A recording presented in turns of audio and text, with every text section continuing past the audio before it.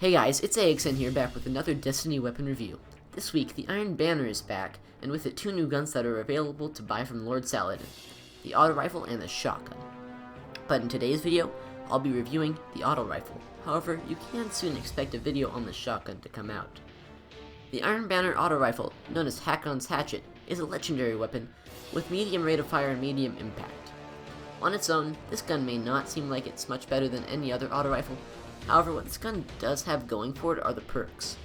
Because it is a legendary, it will have different perks if it's obtained by simply playing the Iron Banner. However, the set of perks I'll be talking about here are the perks you get by buying this gun from Lord Saladin in the tower. From my experience with this weapon inside of Iron Banner, I actually quite like this gun, but this gun's not going to be as good as the Norman's Mercy, which was the Iron Banner pulse rifle, just because auto rifles still are not the best choice for the Crucible.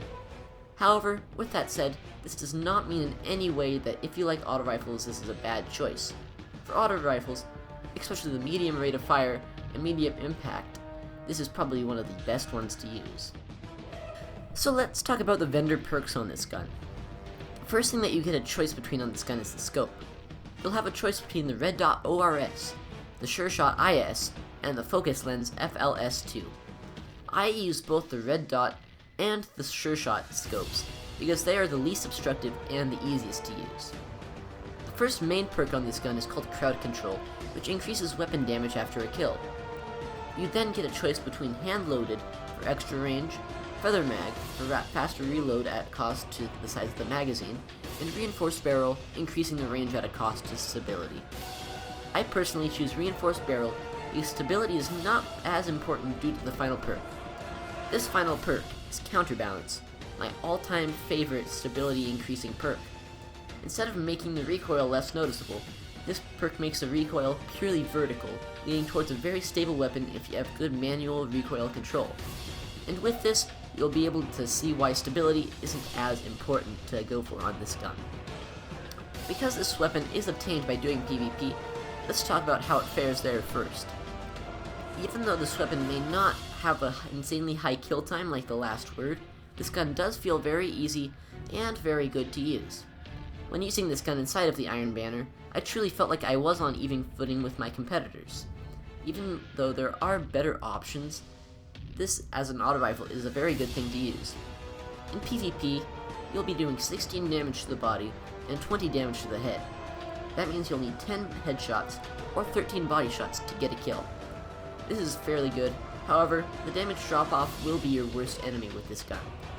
Even though you can boost the range up fairly high, at least for an auto rifle, it is still pretty lacking.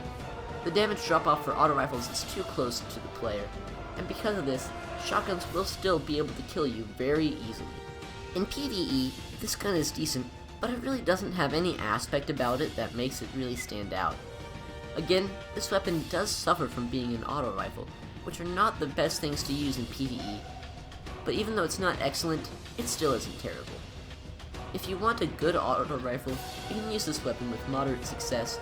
However, I would not recommend this weapon in particular. The Zalo Supercell, which is an exotic auto rifle, would be a way better choice for PvE. This is because it has arc damage instead of being a kinetic weapon. But sure, if you want to use the Black Spindle, and that's using up your exotic slot, then this is a decent legendary auto rifle. The overall theme of this gun is that it's pretty average. While average isn't bad, the only thing that would make this gun different from any other auto rifle is that it looks slightly better. Its aesthetics really pop out, and I guess if you want an auto rifle that looks better than the others, make sure to pick this gun up from Lord Saladin. But besides that, this gun is definitely not a must-have gun. If you really don't feel like getting to rank 4 Iron Banner to get this, that's perfectly okay.